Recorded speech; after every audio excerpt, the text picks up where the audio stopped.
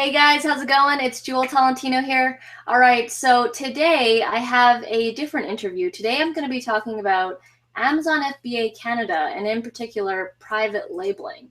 And we're going to be focusing on Canadians and how they can get started with private labeling. And I'm going to be interviewing Graham Winship. And I saw him on YouTube. He is also a Canadian, and I didn't know he's actually also from British Columbia. He's on the island, though. I didn't find that out until talking to him. And, you know, he's currently doing private labeling, and I wanted to get this interview for you guys. So I'm going to introduce Graham, and let us know how you got started with private labeling and Amazon FBA in general. Hey guys, so it's Graham. Basically how I got started was I was working my normal 9-to-5 job. Wasn't really fulfilling and I was kind of tired with it. So I just went onto Google and started searching up ways to make money online. I started to come across some YouTube stuff.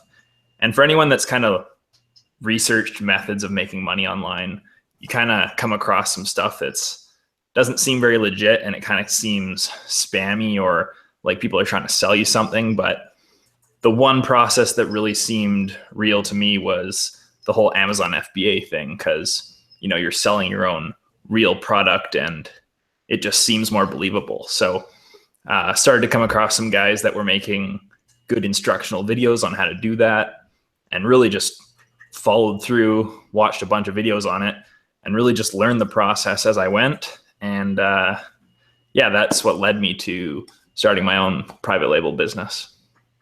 Cool. So do you also do the retail arbitrage side, or it's only the private label side? Well, at the start, I really wanted to do just the private label stuff, but I figured if I can go out and source a few things at like a Walmart or something like that, which I did, then I'd maybe be able to understand the process a little bit better. So I did a little bit of retail arbitrage just to learn the whole how to ship something to Amazon, how that whole process works. But yeah, my main focus is the private labeling. Cool. And, did you have any background with e-commerce, like selling? Did you have anything before this? Not at all.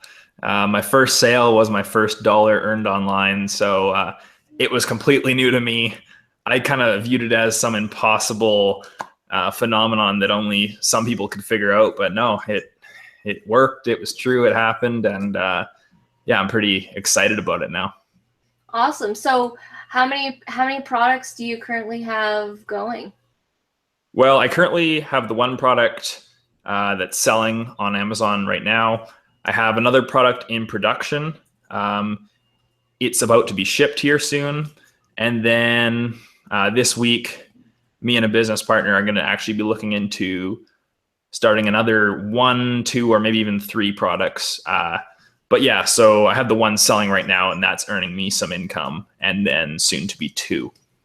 Cool. So it's totally doable for a Canadian to be doing the private labeling, ordering from China or wherever, and selling on Canada and the US. Oh, for sure. Yeah. My first product is actually selling in Canada exclusively. That's what I did my research based off of, just because I wanted to start local. It is a little bit simpler if you do it in Canada, so that's why I wanted to start with. But my second product is going to be exclusively in the States. So yeah, it's definitely doable to do both. They don't even take that much setting up or anything too complicated. It's actually pretty easy to do. And yeah, you can do it. You could go sell in France almost as easily as you could sell in America. But definitely, I obviously think North America is the best place to be selling. Yeah, for sure. The US has definitely the most traffic. So from when you started, like when you were researching to getting your product to having it live, like how long did that process take you? Well, I think personally, I'm quite a methodical guy. I don't really want to jump into stuff too quickly like I know some people do. So I did start researching probably at the start of 2017 or maybe December of 2016. from that, I really learned the whole overview process over the next maybe month. I would come home from work and just take notes of, some guys that had put out videos on every step. And so kind of had like a little notebook of all my pages. That took me about a month. And then I really understood the process. After that, I did product research for probably a month to a month and a half. Like I said, I was really slow and methodical. I didn't want to put a bunch of money into something that I wasn't sure was gonna, be successful. So I did spend about a month and a half on the product research. And then, the production time for my product was 40 days. It got shipped here in about a week. And so overall, from knowing absolutely nothing, I hadn't even heard of Amazon FBA, to making my first sale probably was about 4-5 months, probably closer to 5 months, just because I took my time and I wanted to be safe with it. But it's definitely doable and shorter, but I also encourage people to, take their time and make sure they know the whole process. Yeah, the same thing. We took our time as well. This is something that you don't want to rush into, because you are ordering like hundreds and potentially thousands of items, and you're getting them shipped over. So you don't want to just be like, okay, whatever, just choose and just rush it. Yeah. But side note, sorry, I forgot to mention that Arit is behind the scenes, and she is going to be doing the comments and questions. So you guys, if you have any questions for Graham, please put them in the live comments area, and then Arit will let me know, and then I'll be sure to ask Graham those questions. So I get a lot of questions about like, okay, how much is this all going to cost? Like, if someone who's totally brand new, what are they looking at spending? For me, I was pretty risky. I did put about 4,000 Canadian dollars in at the start. However, that's totally not necessary, and I probably don't even recommend it for most people. I have a couple buddies that have been talking back and forth with me. They started products with less than $1,000. I think my one buddy started with $600, and the other guy started with $800. And they both had successful launches with only putting up that small starting amount of money. So, a good chunk of that is going to go to your product costs, and then the rest is going to go to shipping. You might have to spend a bit more on a per unit basis if you're starting with a small amount of money, but it's definitely a good strategy to just, put in a little bit of money, validate that the product's good, and you don't need to have a ton of money saved up. Although if you want to leverage a bunch of money, that can be a small advantage for you. Cool. So, when you were choosing your product, how did you even do? Like, how do you even decide on a product that will sell? What's the process for that? Well, essentially what you're doing is either doing your research just kind of organically by yourself, or you can use the use of some tools. There's lots of websites that have come out recently where you will pay them either a monthly subscription or a little one-time fee. And they just have, systems that can look for products that are selling X amount per month or have low competition. So there's really two ways to go about it. The guy that I was really learning all my information from, he recommended just paying for Jungle Scout, it's called. It's a product research software. It costs 40 American dollars a month. And really, I had a tough time getting over the spending money when it wasn't necessary. Like, you can find a product without product research tools, but really looking back on it now, that was probably the best $40 I spent so far. Essentially what these products will do is you enter parameters for how many sales these products need to have or the price range that you're looking for. Once you get into it, it will all make a bit more sense, but it can filter through Amazon's catalog and show you products that have good opportunities just because they're already selling a lot, or they have low competition, or they have a good price. And you go in there and make a decision based off the numbers. You're not really blindly deciding on, ooh, I like this product. I like to use this product around my house, so I want to sell it. It's always best to kind of validate, choose a product that already has some demand so that you know that when you start selling it, people already want that product. That's why product research is so important. So you don't want to be like, oh, no one's selling this, so I'm going to win. I'm going to sell a lot of stuff. You don't want to be like that. You don't want to sell something that's not already on there. There's typically a reason why nobody else would be selling, or you find a product and only two other guys are selling it. It's probably because that's not where the money is. Obviously, sales breed the competition, and you obviously want to find a product with a higher ratio of sales and less competition, but you're definitely not going to discover this unfound niche of products that no one else is selling, and you're going to be able to enter the market and be able to sell a ton. So yes, you are going to have to deal with some competition if that's where all the sales are, because, that's just business. Yeah. All right. We got our first question here from Dawn. She's asking, how did you earn the income to get yourself started with private labeling? Okay. So I guess I can go into a little bit of a story time here. I finished a year of university, basically dead broke after that. I had my car, and I had just drained pretty much all my money into rent, food, school. So I was basically out fresh. The past 6 summers, I had worked at a house building company that my dad manages.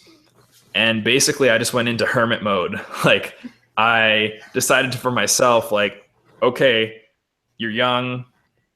Let's take some discipline here and just save as much as we can, and then we'll put it to good use. I didn't even have any idea that I wanted to do Amazon FBA. I just knew that, okay, let's save some money, and then we can get rolling with some type of business venture. So basically what I did, I just put my head down for 8 months, didn't spend much money, worked hard, worked every overtime shift that I could at work, saved up a good chunk of money, where I knew that even if I failed on my first product, I'd still have money to try on a second or a third.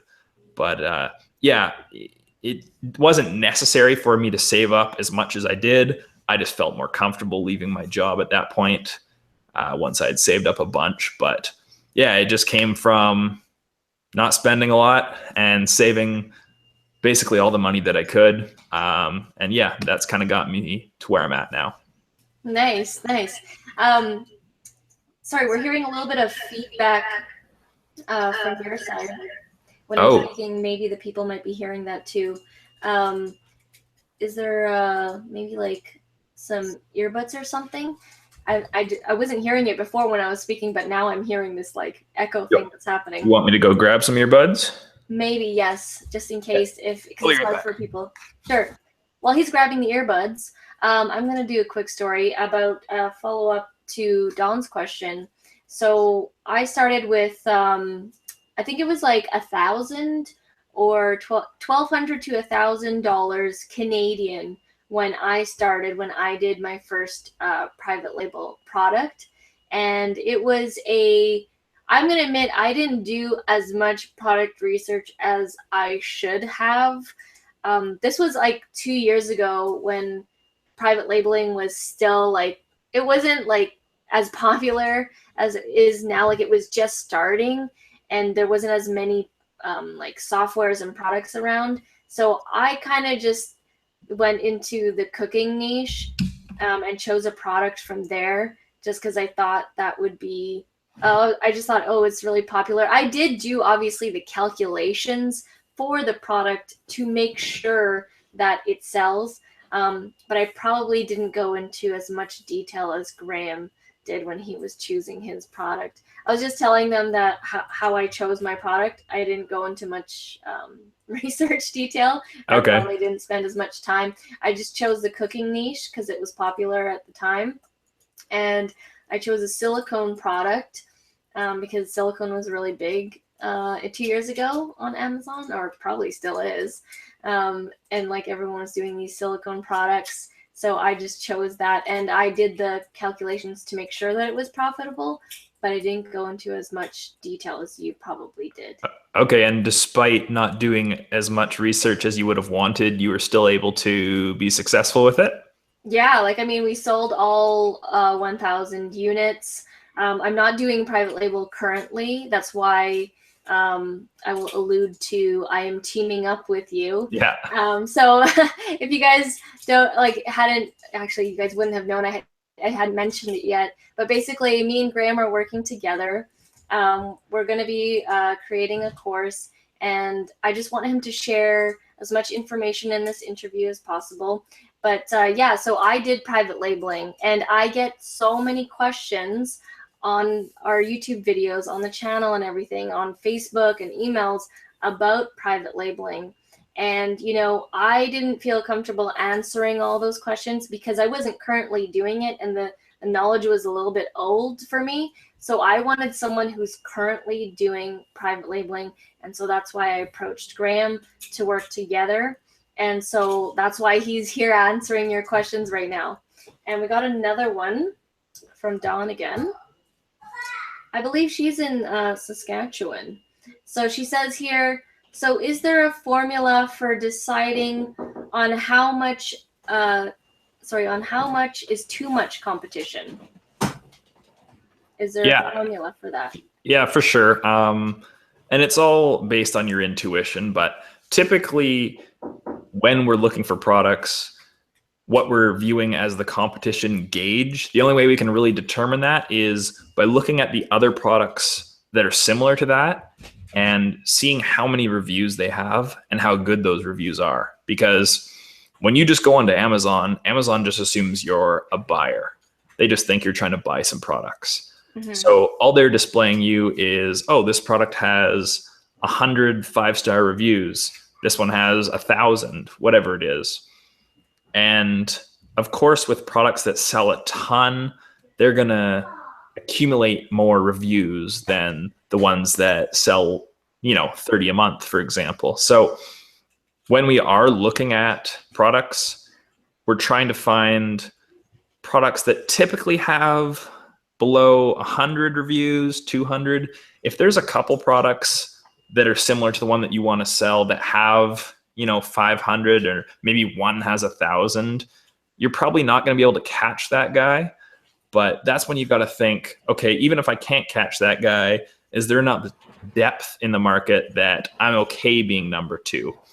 For me, what I did is when my product research was happening, my biggest competitor had between 200 and 250 reviews, and they were pretty much 5-star or 4-star reviews. So his product was liked by his customers. But I figured, 200 to 250 reviews, if you're selling a lot of product over a year, I could probably get to that amount of reviews within a year. So really what it comes down to is, for how many sales these guys are getting, is it worth entering a market with X number of reviews? So if it's a product that's not selling quite as much, maybe try for less than 50 or 100 reviews. If it's a product that's selling like nuts, maybe, you're acceptable if your competition has 300 reviews. It's all kind of a give or take based on, obviously, if you go into a product that is selling less, you can probably find that the competitors also have less reviews, and then, you can compete with them. But like we talked about earlier, products that sell a lot have more competition, and therefore they're going to have more reviews. But 200 or less reviews is always a good sign, as long as it's a fairly good selling product. Okay. And when you are doing your calculations, how much profit per item are you looking for per sale? Okay, so actually for my first product, I didn't go with a product that had quite as much profit. Has about $5 to $8 profit per sale, which is nothing to laugh at. But typically the goal number is $10 profit per sale. I don't necessarily like to say that you have to do that, because if you sell 100 products a month at $10 profit, but I can sell 300 at $5 profit. Like, you'd rather have the one that's $5, but a good range to shoot for is 5 to 15, just so that if you have some unexpected cost and it takes out a couple bucks profit from your margins, you're still going to be profitable. You don't want to go for a product that you're only making $2 a sale on, because you get hit with some delayed custom fee, and then you're selling your product and breaking even and wasting all your time, basically. So probably you want more than $5 profit. If you can get 10 or 12 or something like that, that's ideal. That's awesome. Yeah, I think when I was first starting out, it was like around 5 or so. 5, but then it would go down into 4, just because I was price changing, and like I had to give away a lot of free to get reviews and stuff. At the time when they were doing that, which you can't do anymore. Yeah, no. At the time I went to the mommy groups, and oh man, I got a ton of reviews from there. So another question that I get a lot is about duties and like those fees. And how does it work? Like, let's say you buy some product from Alibaba, which they're mainly in China, and you're getting it shipped from the China to Canada, or you're getting it shipped from China to the US. How, like, people are so confused with that.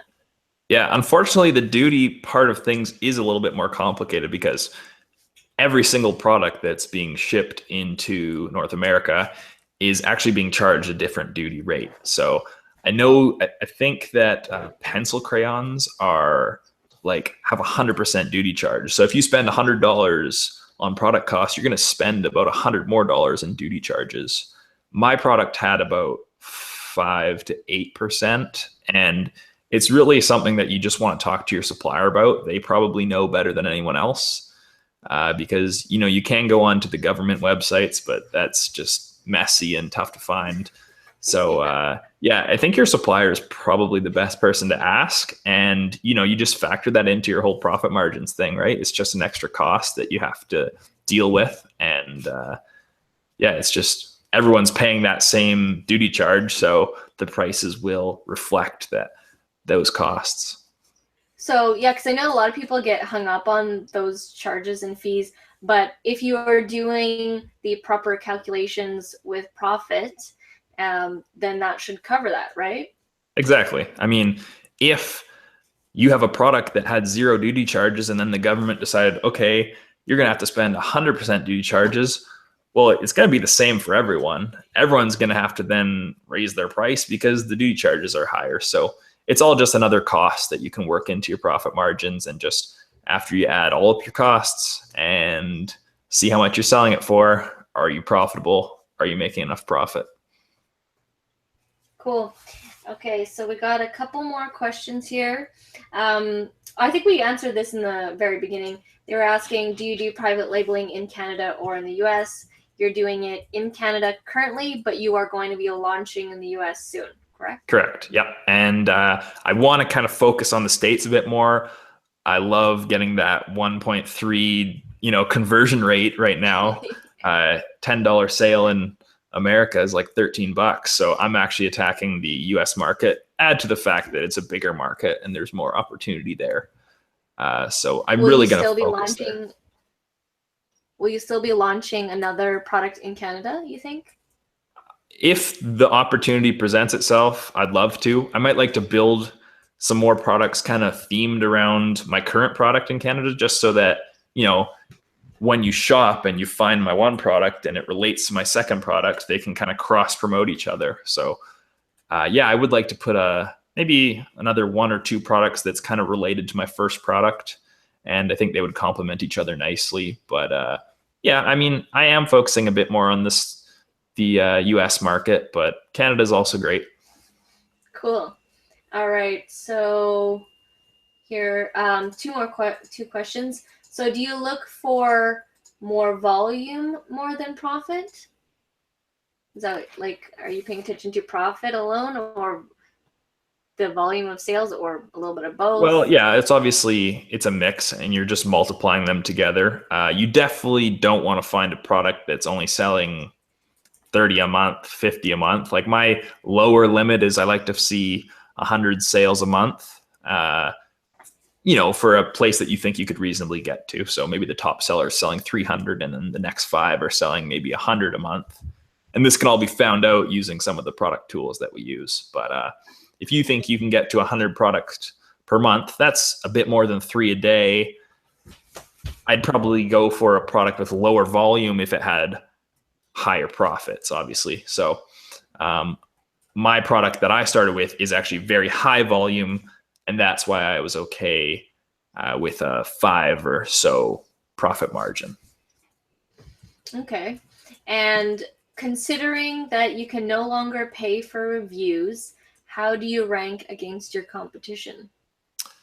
Well, it's definitely tougher than it was, and Amazon's terms of service are always changing. So my main strategy, the big one, was pay-per-click. In Canada, actually, on Amazon.ca, it's really nice because it's less competitive. So the Amazon pay-per-click costs a lot less to advertise on. So that was like, yeah, honestly, most of my sales at the start came from pay-per-click. So that's probably your biggest one. And nowhere in the terms of service does Amazon say you can't give away discounted products.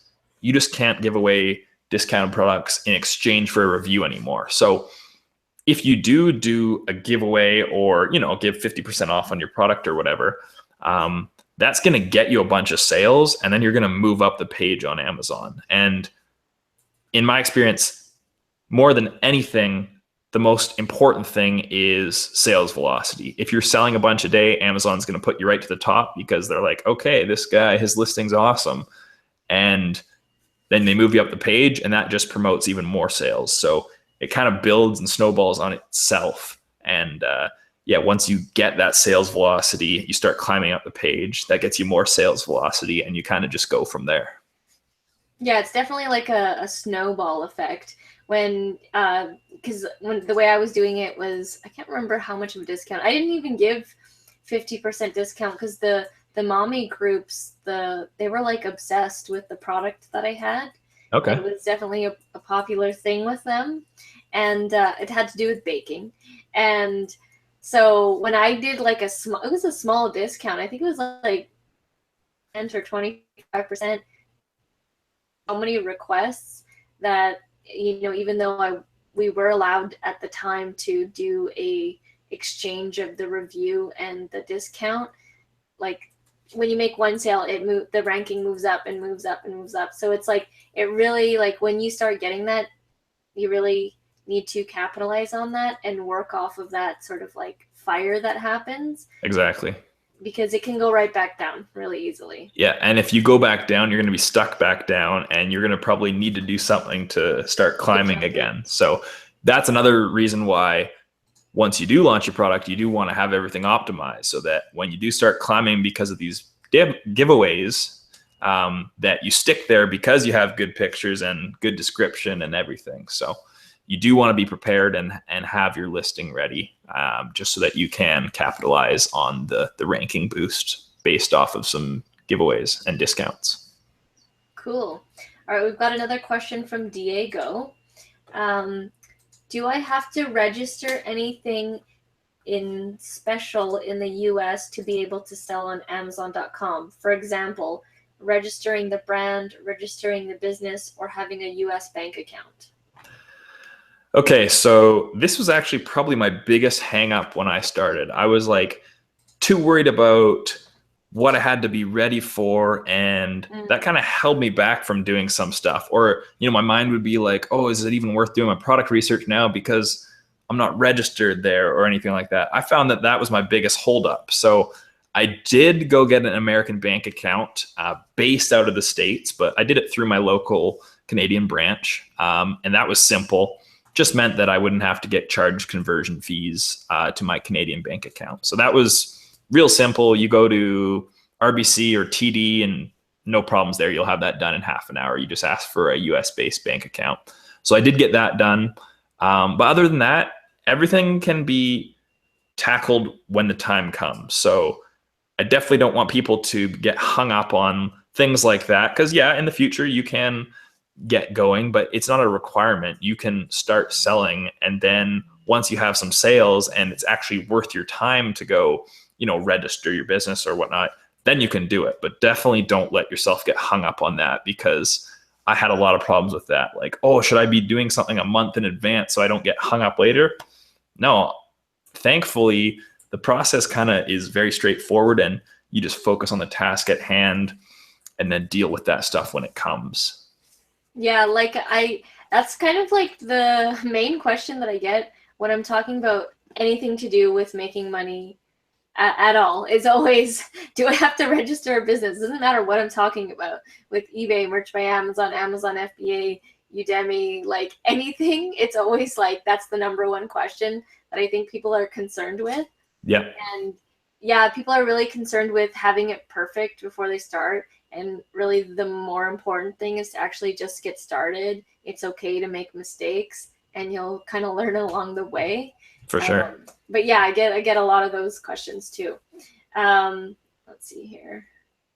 Oh, another one from Dawn. Will you be sending your products directly to the US, or will they come to you and then you forward them yourself? Well, for my American products, I will be sending them straight to America. Basically, without checking them? Well, thankfully, my American product is the most straightforward product in the universe. So if they mess that up, they can't make a product, right? Most people will pay an inspection company over in China. So there are third-party inspection companies that you can hire, and they will go to your factory and do a very thorough check. I'm cheap, so I kind of like to skimp on that stuff. Like with my Canadian product, I just shipped it to my house and inspected it myself. But definitely, if you have a product that has any bit of complexity to it, you'd like to get it inspected over in China. That way you have no worries. There's no issues when it arrives here. But yeah, I definitely don't want to be bringing my American Amazon.com product to Canada through customs and then to America with a bunch of extra fees. No, thank you. I'll get it inspected if I need to and send it right to a American fulfillment center. Yeah, I ended up doing that. So I had 3 different shipments with different batches, because I didn't, if it was sent all at once, then they said it needed to be done by boat, because then it would have been too heavy or something. So Yep. I had it done by plane because I wanted it right away. And then I had it shipped to my house, and it was hard because they shipped it to downtown, and downtown there's not much parking.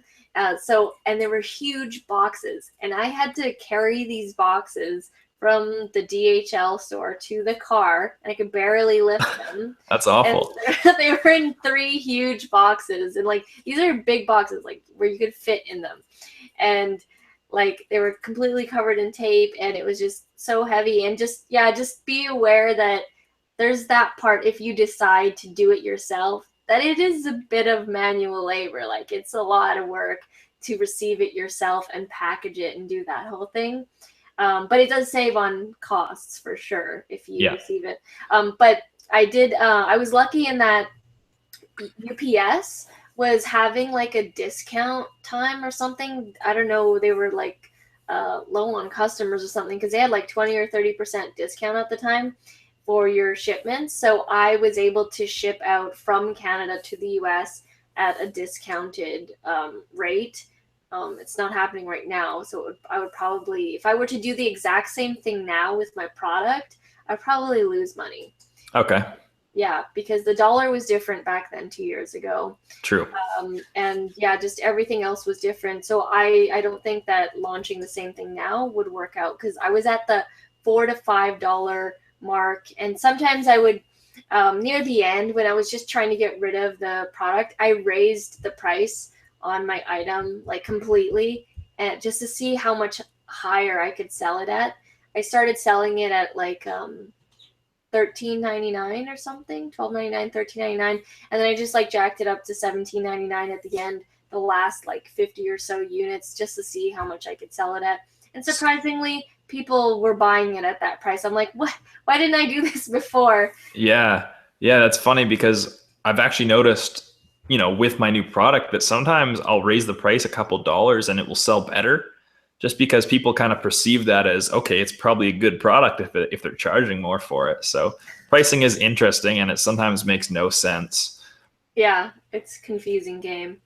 All right, couple more questions Actually, I here. wanted to add one more thing to that last part Okay. is I didn't get my product in, like, I didn't, sometimes people will send one product to their house if they're going to ship the rest to Amazon so that they can take pictures of it and stuff like that. That's Oh, another like reason why a I got my, sample?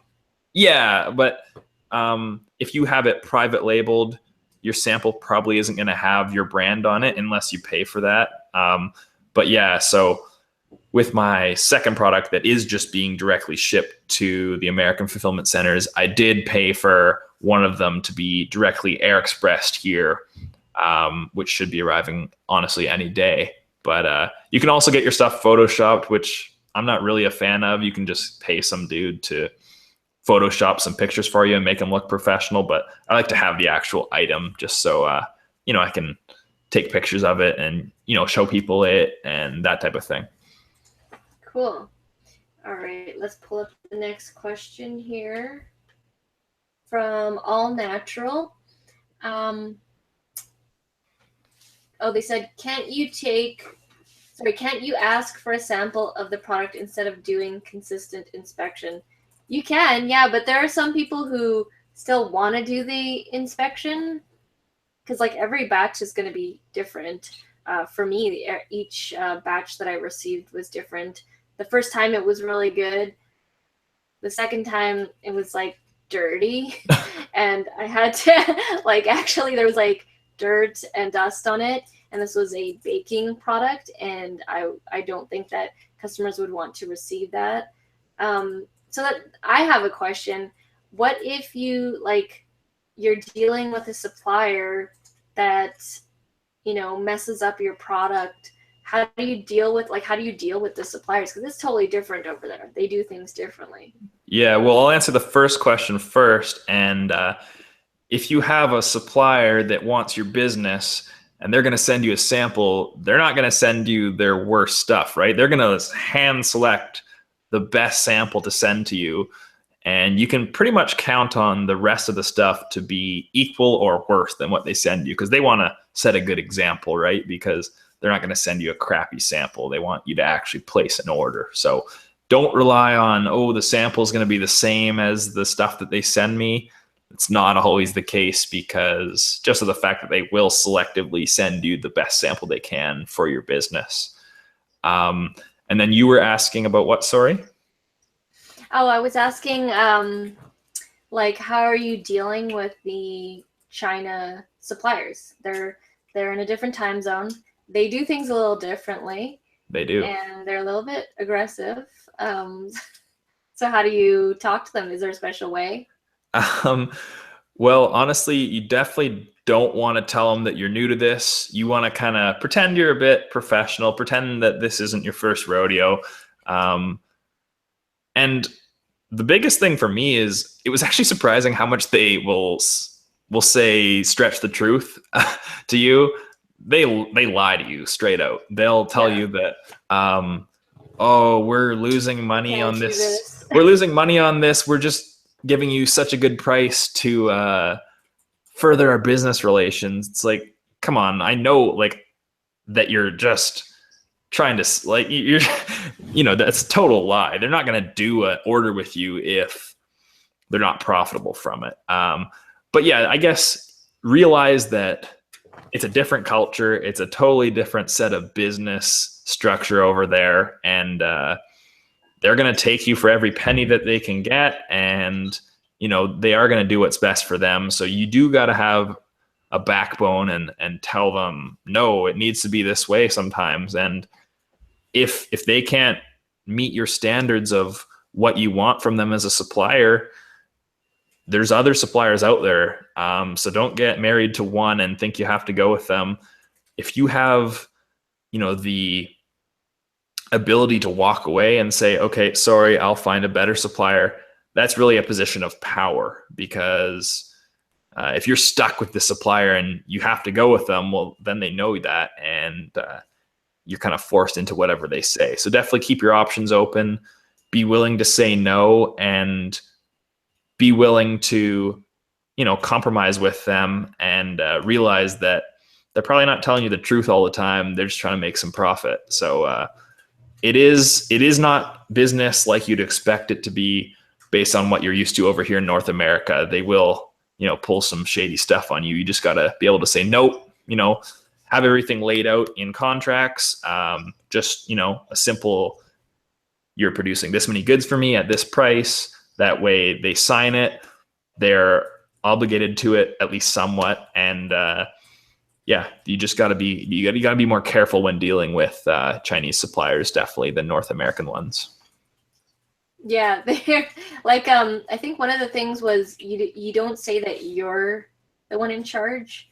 You say that, like, I remember I was saying, like, I was representing the company.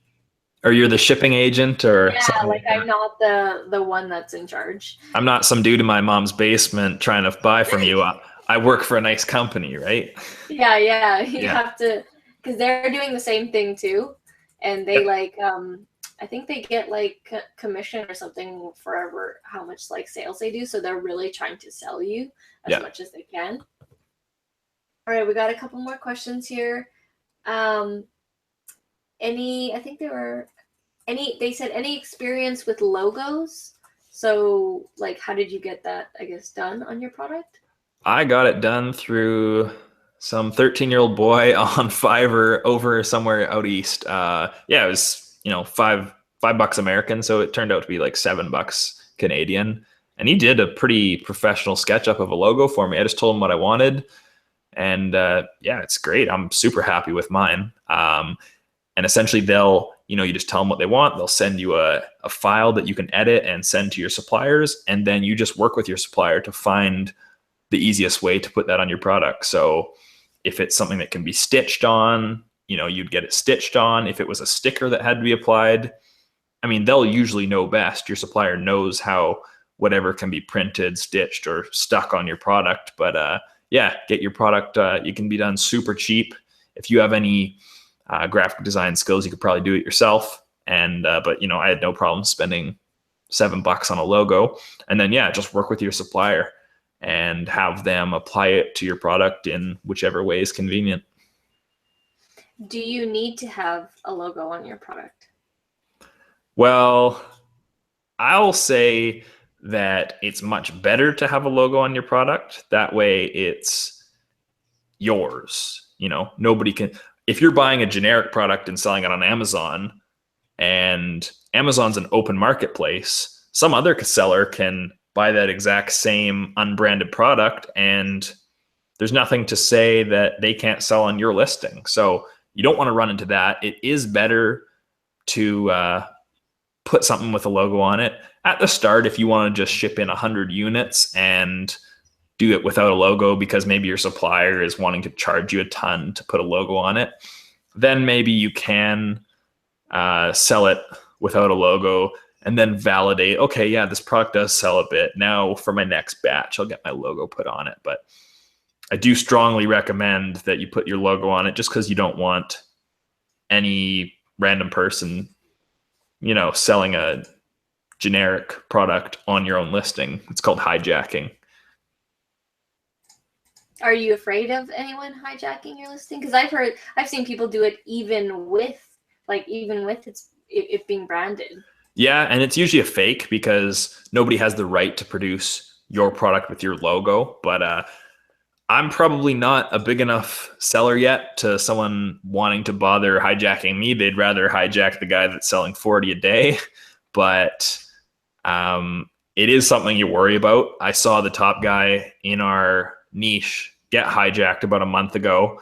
He was selling it for 18, and some fake guy was selling it for $5 on his listing, stealing all his sales. So it is Amazon does take care of it quickly if you do report it, but it's pretty annoying if you're selling, like he was selling 40 a day and the guy was on there stealing all his sales for probably 5 days. That's, a bunch of sales lost. And that just comes with the territory of selling on Amazon. But if you have a logo, at least you do have a little bit easier time kicking people off of your listing.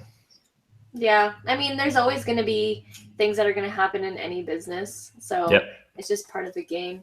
Unfortunately, yep. All right, how long does it take Amazon to list your product once they receive it from the manufacturer? So once you ship it into them. Oh, for me, it was pretty quick. They sent me an email saying shipment received. Well, they've done this a couple times now, and both times within, I think the first shipment was right away, like within a couple hours, it was received and all good to go. The other one took 24 hours maybe, and it was up. But yeah, that's nothing to worry about. They'll handle it all. They'll send you an email when they get it, and then they'll send you an email when it's live. And yeah, it was never any delay for me. I don't know if other people have had long delays with their products, but I think it's a fairly seamless process with Amazon like that way. Yeah, you just need to make sure to have your listing like prepared before you ship out your products. Like you don't just ship it without creating the listing with the pictures and the bullet points and all of that, right? No, for sure. If you have a product and you haven't done any pictures or description, and then all of a sudden it shows up live on Amazon, Amazon might, put you up there maybe on page 1 or 2 just to see if you stick.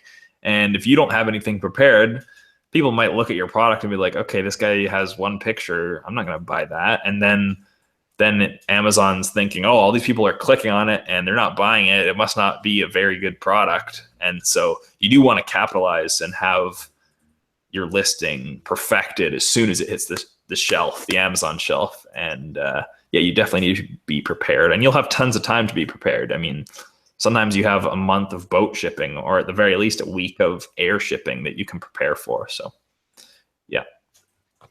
Cool. Okay. Is your logo the same as your business name, or do you logo according to what you're selling? So for me, I did an open brand concept. So that means whether I'm selling shoes or pillows, I'll have my one logo name on there. So some people don't like to do it that way. I figured it's the easiest way to get my first few products up and running. So yeah, that's what I did. It was the one logo, the one brand name across my products, and it wasn't product specific. Although I got a buddy who does do it the opposite way of me. He does have a different brand name and logo based on whatever he's selling. So say he's selling a pillow, his brand name was something like, awesome pillow. And then he would have a speaker and it would be called, the best speaker. So they don't need to be correlated. I did it that way because it was a bit easier, but it's really up to you. What would you say is like the most important part of your listing? The pictures, the title, bullet points, or description? Or a combination? It's probably going to be photos plus something that you didn't mention, which is just the value that you're giving.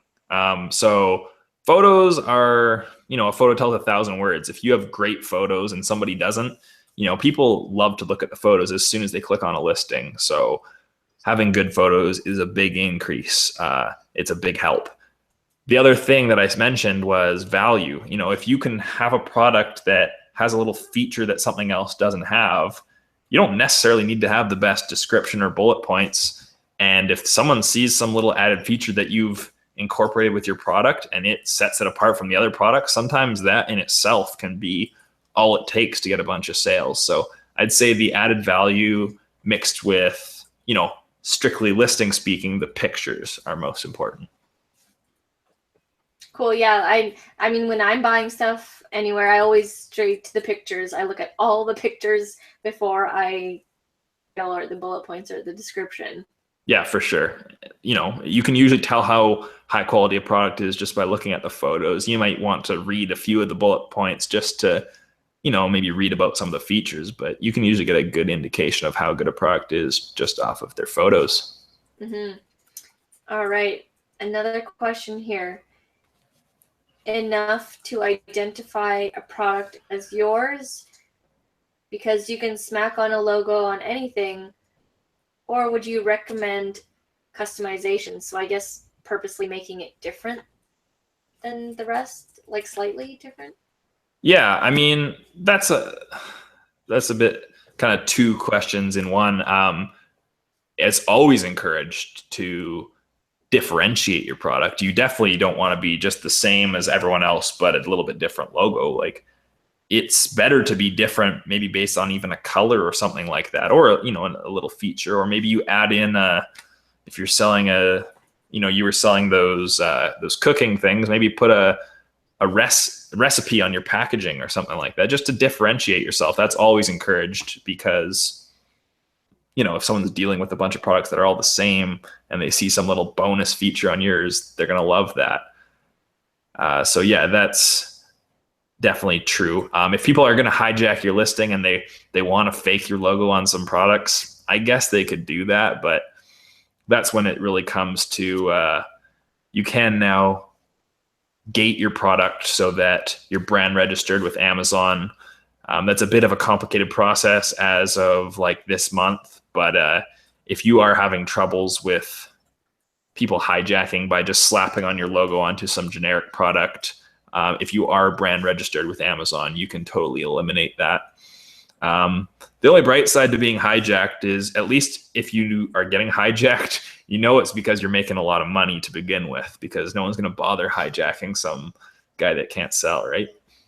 So I guess it's a form of flattery. I guess so, yeah. Cool. Okay, we've got the last sort of like 7-8 minutes. If you guys have your last minute questions, get them in real quick. The hour went by really quickly. Did it ever? It usually does when the questions go by. So last minute questions. Just a little side note here. So Graham and I, we're going to be doing a Udemy course together, because ever since I released my first Amazon FBA Canada course, I always get questions about private labeling. When are you going to do a private labeling course? And so finally, I'm going to be doing a private labeling course with Graham. So he's going to actually be the main instructor, because he's currently doing this right now. And then it's going to be on Udemy, like how I usually have my courses. And, if you want to stay tuned for that, it's going to be coming out in the next couple of months here. Make sure that you're subscribed here and to Graham's channel as well. So his channel link will be in the description, or you can look him up on YouTube. It's just Graham Winship, and it's Graham. And then how you say the last name, Winship. So check him out on YouTube. Are there any last minute questions, Arit? Nope, I think we're still good. Okay, so let me ask you this. Are there any requirements to do private labeling? Like, do you need to be a certain kind of person, have a certain kind of experience, knowledge? What would you say? Well, you look at me, I was designing floors a year ago, not even knowing what Amazon FBA was, or private labeling for that matter. I didn't even really know of the whole concept that you could put your logo on something from a factory and then sell it as your own. So no, there's definitely no requirements. I didn't take business at university. It's the information's out there. I know we like to provide good information, and from our information alone, you can learn how to do the whole private label process seamlessly. It's really not as complicated as it might sound to some of you. Yeah, it's pretty simple. I did it with no prior knowledge at all. And I think that's amazing that, someone that didn't have any knowledge, didn't know what Amazon FBA was, private labeling was, like, you just got started, you're in Canada, because a lot of people, they say, oh, it's harder for Canadians. And it is a little bit more. There's some things, but I mean, you can get past that, and obviously you're proof of that. And so I want to show that to the people. And so in the upcoming months, we will have a course for you guys, a very detailed course where we're going to be going from basically the beginning to shipping out your first product. Like after this course, you will be able to get a product from China and get it up on Amazon.ca or .com, correct? 100%. Yep. It's you follow the process. We're going to put detail into every little aspect of it. As long as you know how to, type on a keyboard and click a mouse, you can figure it out. Yeah, we're filming some of the stuff and we're going into every detail. So yeah, just definitely wanted to cover every single base, and anything that people would be wondering about, we're covering. And I do think that the fact that you reached out to me when I was literally going through and had just finished all the processes was perfect timing, because with all the new Amazon stuff, for someone that's just recently gone through it, I think I probably have the most up-to-date information that you can have. Whereas some people that made their success off of 2015, every one of their methods is outdated by now. So I think it was really a case of perfect timing. Yeah, I guess it worked out, because how it actually worked out was Graham had commented on one of my videos, one of my Amazon FBA videos, and I went to his channel and checked it out, and I saw that he had some videos about FBA private labeling in Canada. And actually, I didn't even know if he was Canadian. I didn't know if you were Canadian. Or wait, maybe you were talking about hockey or something in one of your videos, so I was like, oh, maybe he's Canadian. Yeah, I was pretty generic at the start. I was just trying to give information out to anyone, wherever they may be in the world. But yeah, it just so happened that I think I did mention that I had gone to the States to play hockey, so you probably heard that I was from Canada. Yeah, so then I messaged him, because I have a lot of you guys who are watching right now who need this information, and I still want to help you out, even though I'm currently not doing private labeling. So that's why this is happening. And someone asked, how much for the course? We don't know yet. We don't have a set price yet for the course. But if you know me and how my previous courses, it's not going to be a crazy high amount. It's not going to be like some other products out there that are really high. Oh, it's ridiculous. I get so mad when I see some of the prices on those courses out there, like $4,000. I mean, come on. Yeah, it's not necessary to do that. So if you know us and you know me, it's not going to be a crazy amount. And then Dawn said, this has been a fantastic interview. Looking forward to the course. And she said, thank you so much. Well, thanks a lot for listening. All right, well, we're going to wrap it up here. We have 1 minute to go. So if you guys are catching the replay right now and we didn't answer your question, just put it down in the comment section below, and either myself or Graham will answer. And also be sure to check out his YouTube channel, because he's got some really cool tips on private labeling that he puts out about once a week or so. Yep, pretty much every week I will try to get at least 1 or 2 videos up. Awesome. All right. Well, Graham, thank you so much for being on the channel. And we'll be doing more of these. And stay tuned, because we'll be putting out updates to when the course is coming out. So thank you guys so much, and we'll see you in the next video.